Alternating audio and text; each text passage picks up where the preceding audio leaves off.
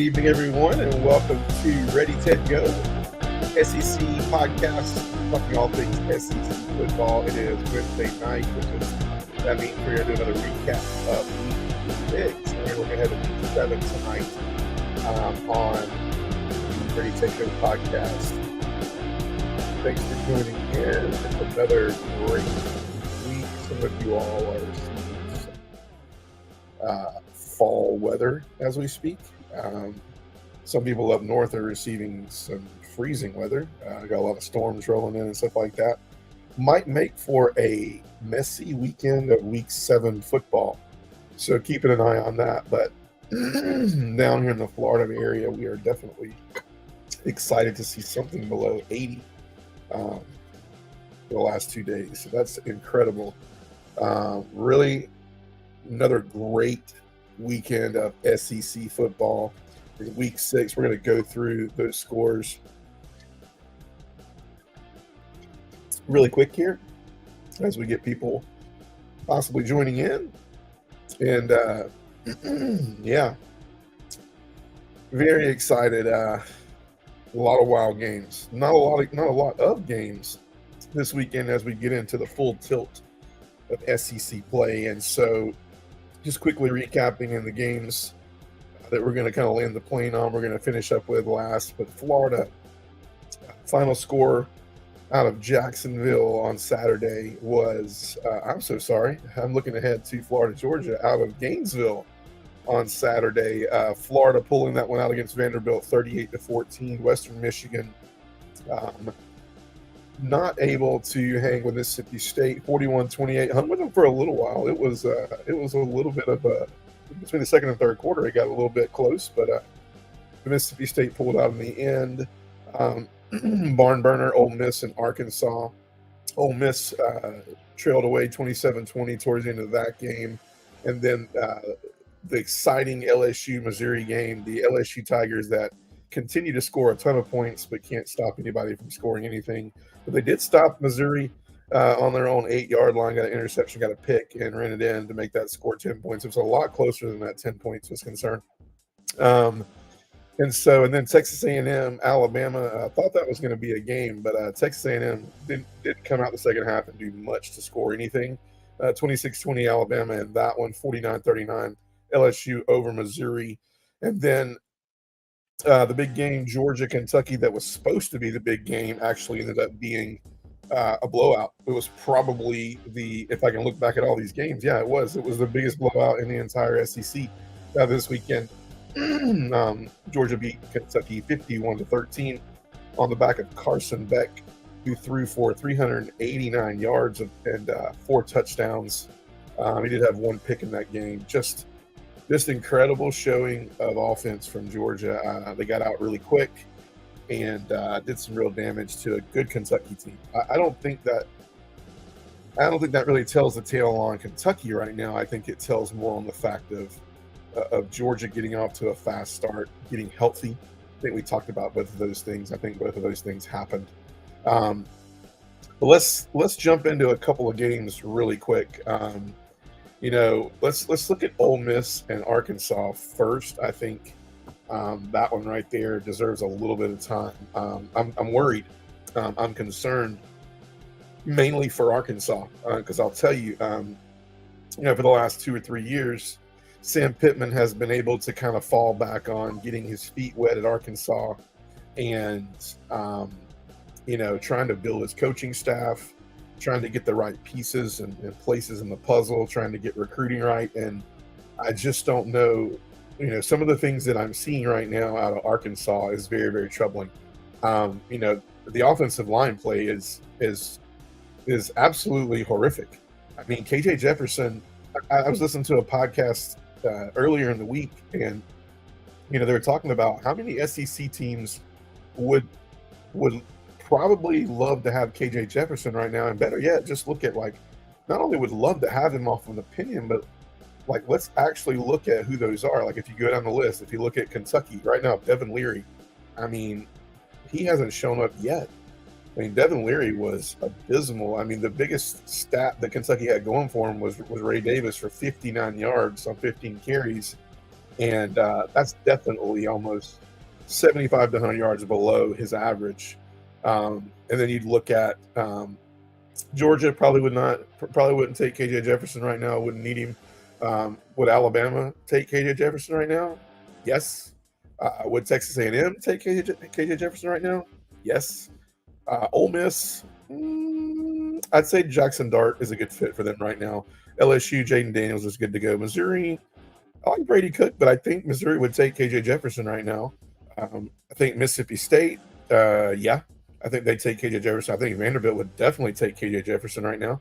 I think Florida would definitely take KJ Jefferson. So this guy should be starting for at least, 7 to 8 SEC teams right now. And unfortunately, right now, he's not getting any help on defense. He's not getting any help from the run game.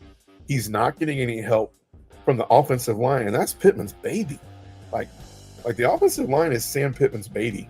He's an incredible offensive coach. I have no idea what's not connecting the dots right now. The defense is, they're not, I don't think they're LSU bad, but I do think that they're having some problems right now. I think the secondary is extremely bad. So Arkansas just doesn't look like a good team right now. And KJ Jefferson and the run game is not effective. But also, when you look at KJ Jefferson, he's probably like, can you give me more than 3? The fan base is like, KJ Jefferson is terrible. He throws this. He can't do this. He can't do that. Well, yeah, he's got 3 seconds to throw the ball. So, when I look at Arkansas, I will tell you, I'm starting to move towards what I was talking about with Texas A&M earlier in the year with Sam Pittman. I'm just concerned. I'm concerned if Pittman has much longer to just be able to go, okay, well, I'm trying to get recruiting right. I'm trying to get the coaches in place. I'm trying to get my right offensive coordinator. I'm trying to get the right and Dan Enos. He may be on the hot seat as far as a coordinator position right now. The play calling is not good, but is it not good, or is it just not really that great of line play and defensive play and overall play? So, Ole Miss is good this year, but Arkansas had a chance to win that game. They really did, and they really just KJ Jefferson didn't have any time. They couldn't do anything. I thought with Rocket Sanders coming back, I thought the run game would get better. It didn't. Once again, because of the fact the offensive line is not playing well. So I'm worried about Arkansas. Ole Miss just basically placed themselves right back into the talking point of who's the best team in the SEC West, because I still do think it's a 3-man race in there, and I think there's 2 outside people that could still make a go at it. So in my opinion, I still think LSU, I still think Alabama, and I still think Ole Miss are your three-way. They're going to beat up on each other at some point. Obviously, Ole Miss and Alabama already playing each other, and I think your outside 2 teams from the West are going to be your Auburn still has a lot to play for, and I feel like Texas A&M still has a little bit to say about this, especially with their game coming up this weekend. So I think there's still a lot to be said in the West, but not from Arkansas, not from. Yeah, I don't think you have anything. They're the only 3 teams I can see doing it, and Auburn's going to have to really have a flashy next 5 games. Big game this weekend versus LSU. But I'm not impressed with Arkansas right now. Their offense, they brought Dan Enos in, and he hasn't done anything for him. But I will be honest with you, it might not be because he hasn't done anything for him. It might be because the skill positions are just not doing anything for him, and the offensive line play is horrid. When we hop over to the next game, before we'll talk about let's go to Georgia, Kentucky, and then we're going to talk about Texas A&M and Alabama. But Georgia, Kentucky was, this game played out to be a night game, Sanford Stadium. 7 o'clock, a lot of hype on Kentucky. I mentioned last week, I was like, I don't believe that 4-0 record. That was before they played Florida. They played a really just easy schedule to go 4-0, and I was like, I think I remember picking them. And right now I'm at about 8 losses. I missed I did miss the Arkansas Ole Miss.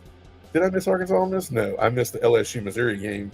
So I lost. So I'm at 7 now. 7 losses in 7 weeks. So not bad. I'm averaging a loss a week.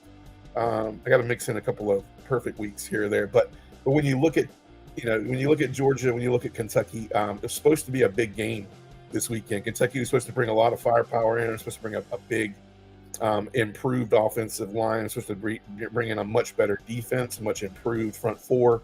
All I heard was, Kentucky went out and Mark Stoops went in the portal and got all these offensive linemen and this and that and the other. And holy cow, man! Like, was it a downplay game for Georgia, or was it Kentucky just falling flat? I'll be honest with you.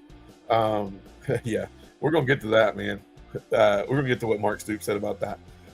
But I do think it was a little bit of a coming out party for Georgia. I think they finally put a complete game together.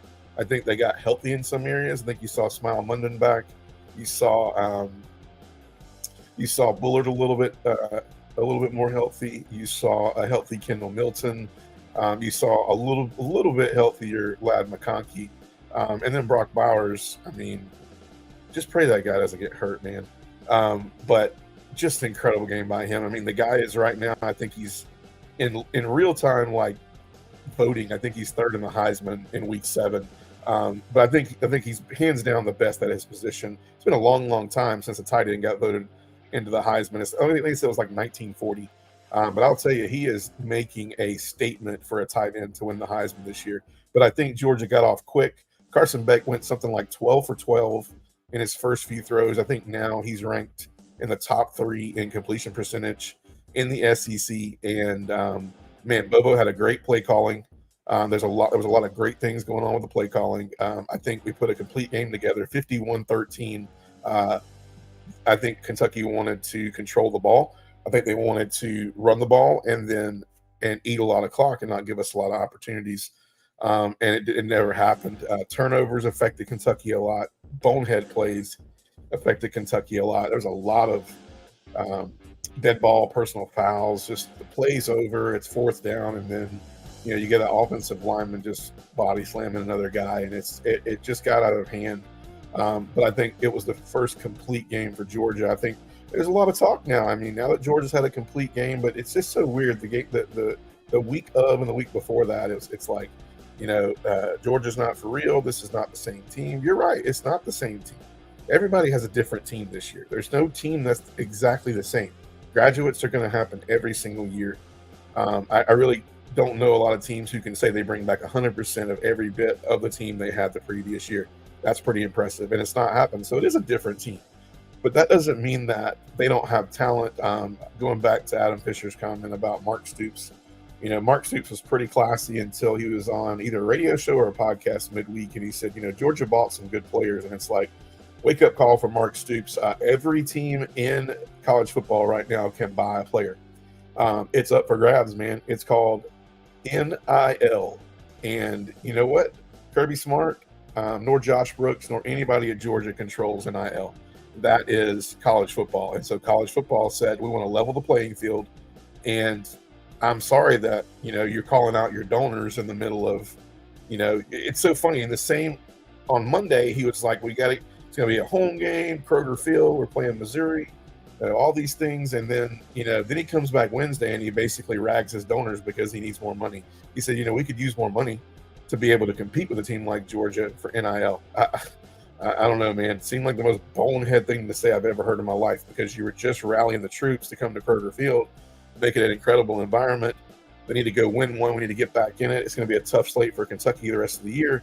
And then on Wednesday, you sit here and you call out Georgia and call out Kirby Smart for buying players, which, like I said, newsflash, anybody can buy a player right now. It's just not a rule anymore. So I don't know what you're complaining about. If anything you complain about is your donors aren't donating enough money. When they make it something you can do, I don't understand what you're complaining about. So Georgia, Kentucky, just not even close, 51-13. Georgia goes on the road this week against Vanderbilt. Kentucky has a tough game at home against a good Missouri team, hoping to bounce back from a loss to LSU. And then lastly, Alabama, Texas A&M. Man, there's so many people that had Texas A&M pick for this game. So many people. The point spread got all the way down to about a 1.5 before the kickoff. Vegas was pretty scared. They basically got it to a point where it's within a point or a 1.5. You're saying, I really don't know who's going to win. So I think they were a little nervous. I think that Alabama on the road, Kyle Field, a lot of things going their way. Jimbo Fisher, the Nick Saban, Jimbo Fisher, there wasn't a lot of chatter this week about that game. Both coaches kind of kept their mouths shut, or per se, Jimbo didn't give any firepower for Alabama. And man, look what it comes out. It's 3-3 at the end of one. It's 14. It's 14-point score by A&M. So we go into half, and it's a game, right? You're sitting there 17-10. You're in the driver's seat, and then you come out the second half, and you knew Saban was going to make adjustments, and you come out and you literally lay a duck in the third, and you score a field goal in the fourth. And so it's just like, I'm calling it again. Like, what? And don't get me wrong, Alabama's defense looked incredible. They've been looking really good for the past 3 or 4 weeks. The defense has not been the problem in Alabama. The offensive line played the consistency at quarterback, and then the inability to have a consistent run game has been what people are questioning Alabama about. If it comes down to a shootout, that's where they're gonna get hurt. Adam Fisher says A&M coached themselves right out of that. Yeah, because Bobby Petrino is terrible. Like, he's terrible. How do you bet on Bobby Petrino to get you out of the sticks and the mud? And how many times can Jimbo Fisher go, hey, it's like, it reminds me of Jimbo and my man at Arkansas, Sam Pittman. They remind me of the same thing going on right now. They're like, they're coaches that, Jimbo Fisher is an offensive mind. And so in order to appease the A&M AD and the A&M president, he's like, look, give up the play calling. Everybody says give up the play calling. So, they're all listening, obviously, to podcasts and ESPN and news commentators, and they're going, you need to give up the play calling. So Jimbo appeases them because he doesn't want to get fired. So he brings in Bobby Petrino. Why?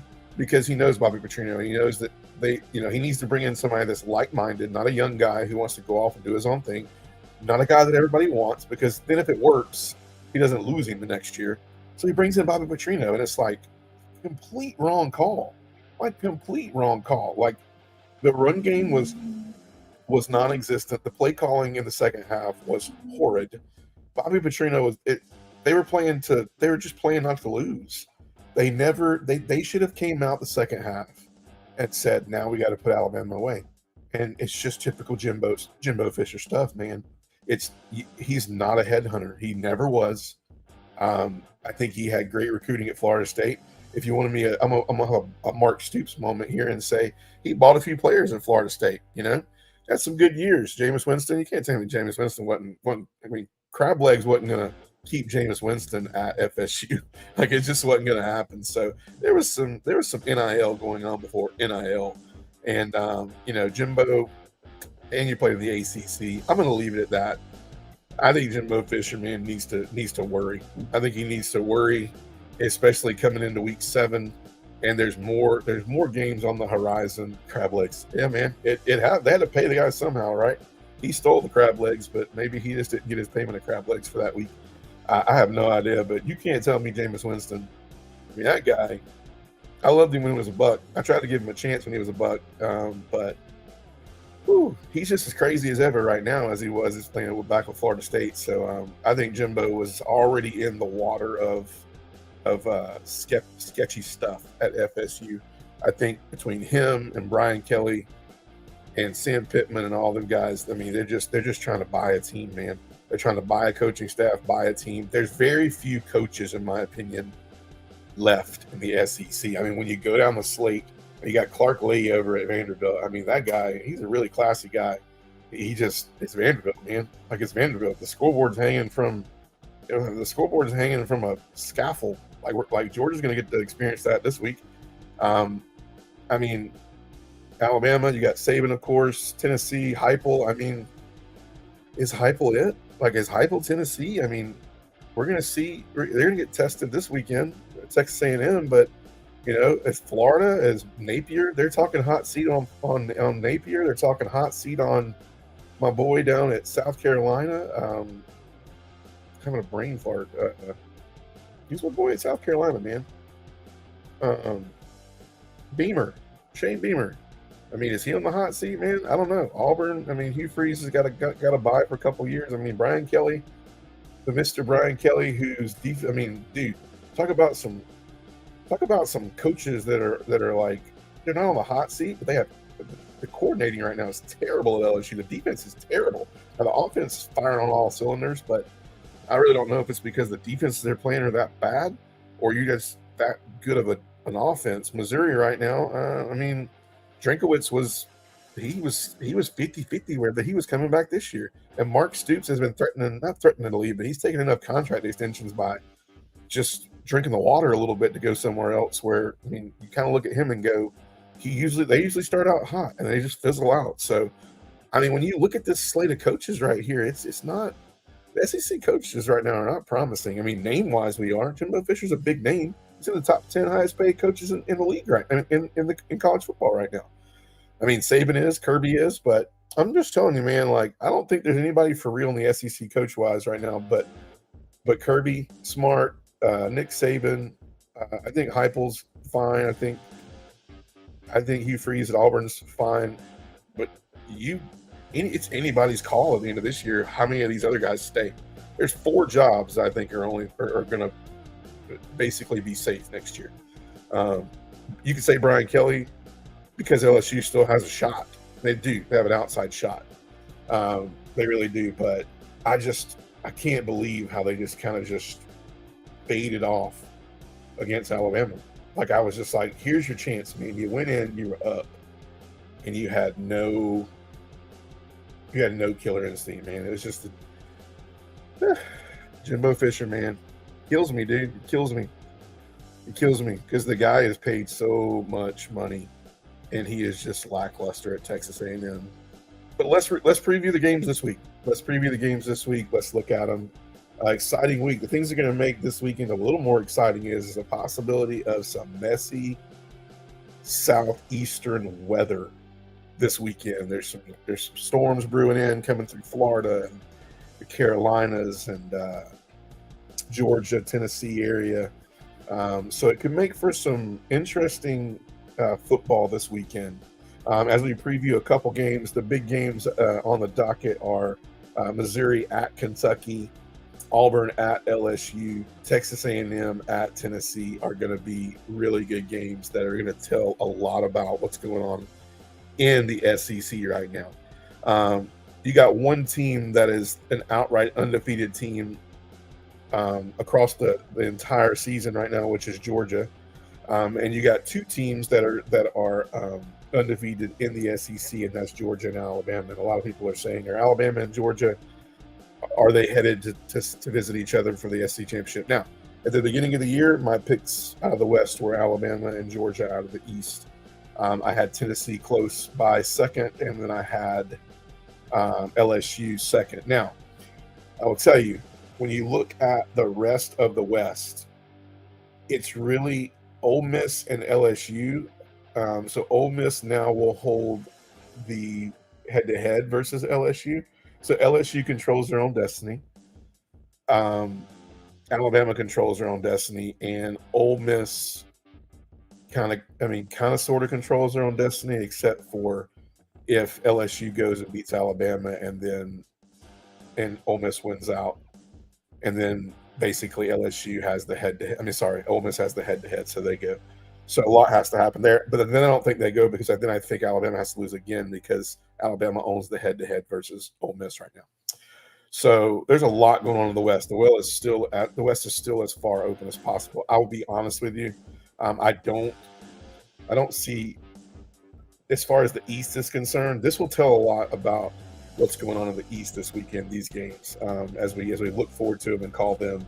But I do think the East is a little bit more clean cut right now than the West. So as we preview those games, big game, Missouri going to Kentucky. The night game, Kroger Field. Yes, I liked everything Mark Stoops said about this game, except for when he went in the NIL junk that he called out Georgia on. I hope his alumni is not pissed and doesn't show up, and half the alumni don't show up for their tickets. I don't think that'll happen.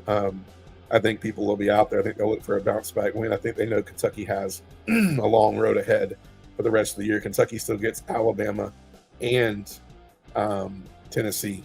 So there's still a lot going on right now with the East right now. But as we preview this game, Missouri's obviously coming off. They're both coming off losses. They're both going to be very hungry.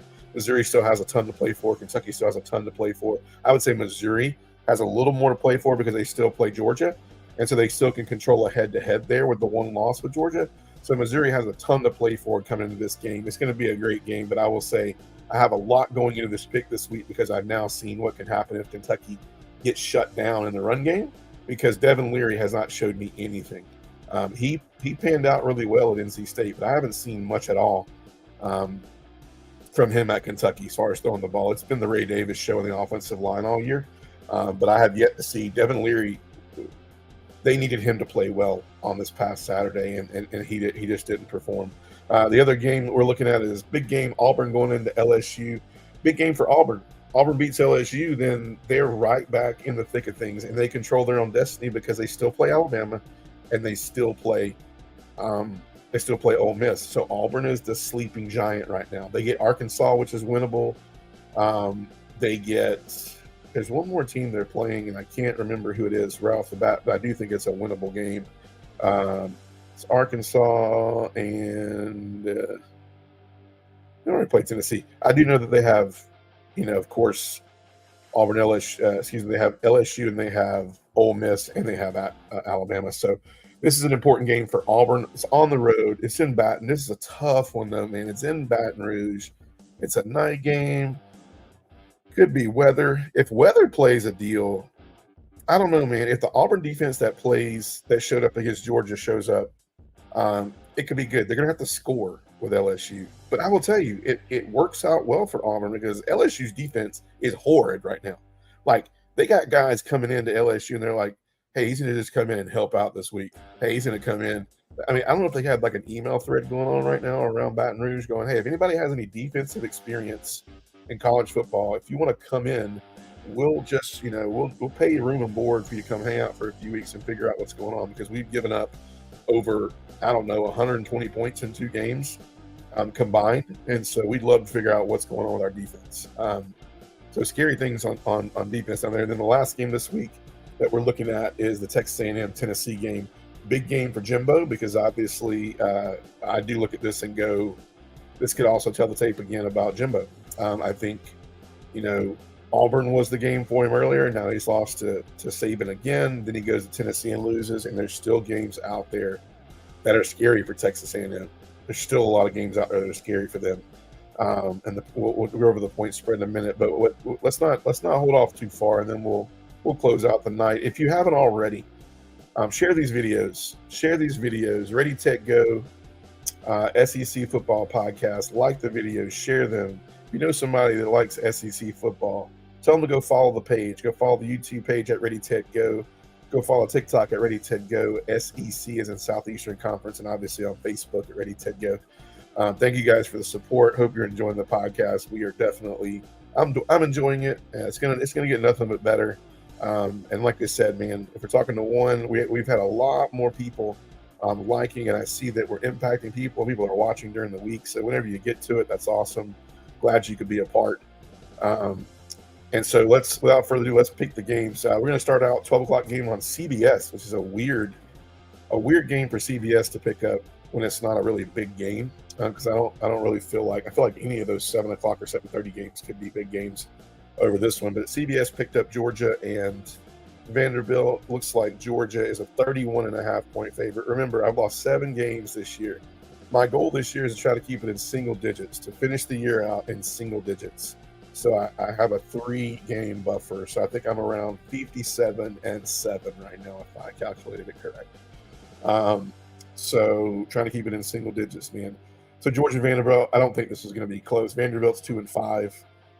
It's a 31.5 point spread. I would say the spread might be weird because I don't know if it's going to be great weather in Vanderbilt. Will it matter? Vanderbilt's defense has been just horrid. They can't stop the run. They can't stop the pass. That's kind of all you have the opportunity to stop. I have Georgia in this big, and then they get a week off, and then we get ready for the world's largest outdoor cocktail party, Georgia versus Florida. So they get a well-needed week off before Florida to get a little bit healthier, and if they do, man, it should be scary for Florida if they get a little more healthy and have a really great game against Vanderbilt. I got Georgia big in this. Georgia goes to 7-0. um, on the heels of the levitating scoreboard. Hopefully they'll have the scoreboard up. Hopefully they feel like there's a need to have the scoreboard up. Hopefully Vanderbilt can score some points so that there'll be a reason to have the scoreboard up. Those jokes are going to keep coming because I have no idea who has it must have been like that. This is the cheapest time of year to have your construction done. So they're just like, you know what? We're not really going to use the scoreboard a lot on our end anyway. So we'll just hang it from a crane. No big deal. Next game, 12 o'clock game on ESPN. Arkansas goes to Alabama. Alabama's ranked number 11 right now, 5-1 in SEC. I'm sorry, 3-0 in SEC play. Arkansas 2-4, 0-3 in SEC play. I can't see Arkansas getting back into the win column on this one. I just can't. Alabama at home. Do I see noon kickoff birds flying around? No. I think the defense is better than the Ole Miss defense. I think it's the best defense Arkansas is going to face this year. And KJ Jefferson already only has like 2.3 seconds to throw the ball. He'll have 2.1 seconds to throw the ball this week. The spread's 20 points. I think Alabama covers that really well. I think Alabama wins at home easily. 3:30 game, Texas A&M going to Tennessee. Tennessee's 4-1, 1-1 in SEC play. Texas A&M 4-2, 2-1. I think this is a Jimbo Fisher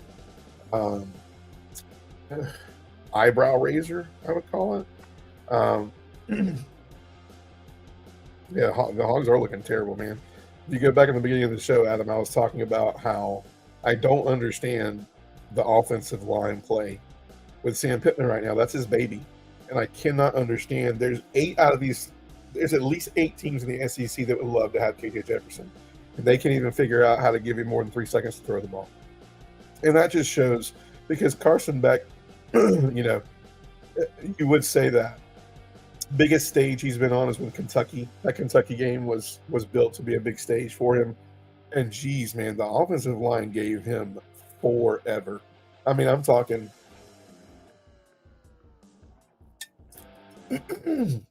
Sorry, I was losing my voice. The offensive line was giving him forever.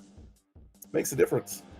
Makes a difference because you can't even get to the second, third, and fourth check down if your offensive line is not blocking. And KJ Jefferson just has not had a lot to go off of this year. But back to Texas A&M, Tennessee. This is a tough one, man, because I see Tennessee's it's spread it out a little bit. It was 2.5 on Monday. It's 3 now for Tennessee. Tennessee at home, 3:30 game. Texas A&M. Texas A&M does not have that kill factor. They don't have that kill factor. I will say this though, Texas A&M needs this win. They need this win, like bad. Like Jimbo, if Jimbo loses this game, it's hot seat talk, man. And I told you, there were some games this year that were going to be no-brainers. And I feel like they were going to be, for Jimbo, it was going to be Alabama, it was going to be Auburn, and Tennessee. And he's got some more doozies out there, but this is another one where I look and go, Texas on the road, you're built to beat Texas. Like, you're built to beat Texas. The run game, Tennessee. The run game, the passing game, you don't have a drop-off with Max. With Max Johnson, you don't have a drop-off. He's as good as Connor Wigman. I got Texas A&M in the upset. I'm calling the upset. I can't believe I'm saying this either. I don't know if you guys follow that SEC podcast.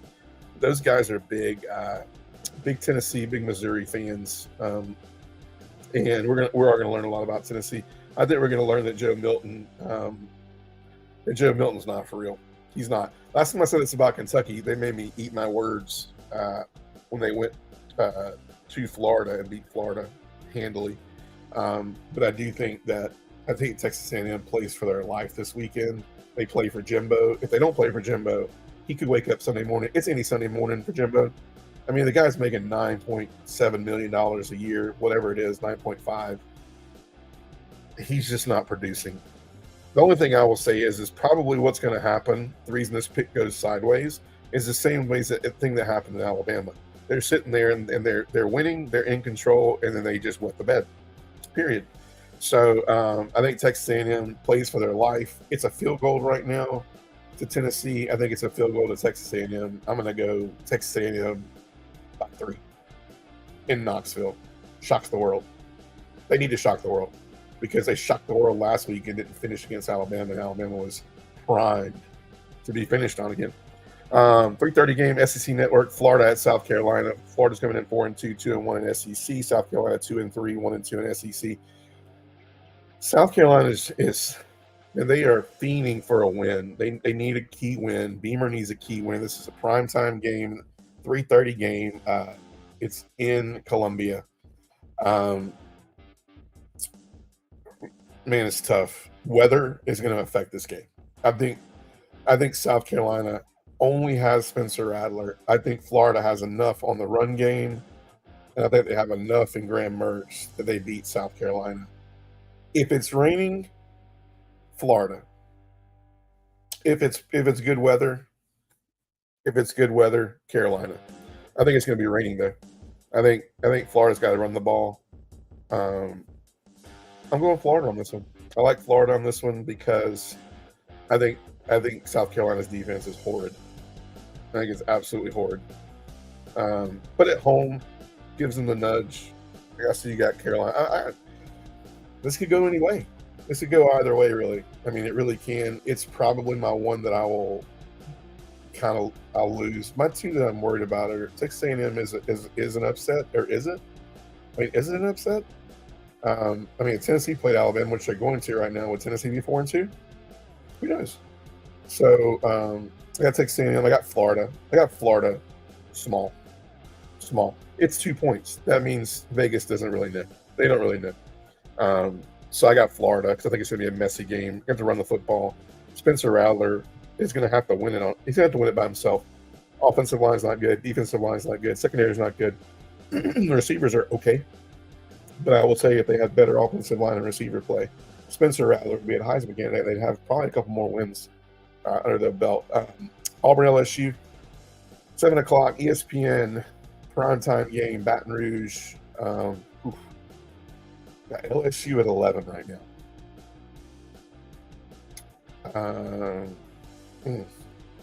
I want my pick record to be good. I want to say what I think will happen, but I want my pick record to be good. I think LSU's going to win the ballgame. A lot of offense. And I think Auburn will have, I don't even know, man.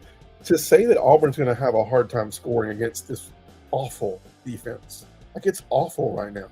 They'll be at home. It'll be a 7 o'clock game. They'll have a little bit under their belt. LSU wins because it's 7 o'clock in Baton Rouge. Might have some weather involved. It might be a weather call too. High scoring game. Is it? Like, I don't even know. Does Auburn's offense show up? I mean, Hugh Freeze finally started playing with the offense a little bit during the Georgia game, and so you could tell that some of the strengths were coming out of what they can do this year. But I take LSU. I don't know about the points. I take LSU, but I have no faith in LSU's defense. I have faith in their offense, but which defense is going to show up for Auburn? If it's the one against Georgia, they just got to put it away. And then the last game of the night, Missouri goes to Kentucky, Kroger Field, 7:30 p.m. SEC Network. Kentucky 5-1, coming off a 2-1 in SEC, coming off a terrible loss to Georgia, where the defense couldn't get pressure on the quarterback. They couldn't run the ball like they should have. Missouri going in there, losing a high scoring game to LSU last weekend, and so. Honestly, for me, like at Kentucky, I got Missouri in this one. I like Missouri. I like Brady Cook. I like Luther Burton. I think they have a named receiver. I didn't see one receiver step up against Georgia either. I didn't see one guy that said, "Give me the ball." I didn't never see that. And Devin Leary surely as heck doesn't want the ball. He does not want the ball. That guy he is hoping Ray Davis has a 250-yard game and he doesn't have to throw the ball. So if it's in Devin Leary's hands, awful. Missouri. I think Missouri will beat them. Right now, it's Kentucky 2.5. I give Missouri. I'm gonna tell you, this is kind of the Georgia Kentucky game of this week. I'm gonna say Missouri big. Missouri big. This is where Kentucky implodes because Missouri saw the game plan. You take Ray Davis out of the game, it's a done deal. So I got I got Missouri. I got Missouri big. Just got them big. All this to it. Looking at standings right now before we end the night. Standings right now in the West. The West is a lot more up in the air, in my opinion, than the East. When you look at the kind of what's going on right now, I think I said it earlier. I think the top 3 teams in the East right now are Georgia, Tennessee, and Missouri. I don't think without question it's any different than that. As it's lined up right now, it says Kentucky and Florida, but that's going to change a little bit after this weekend. I think the SEC West is just wide open because here's the thing: you have Auburn sitting there at 0-2, right? Let's say Auburn beats LSU this weekend, which is going to be hard.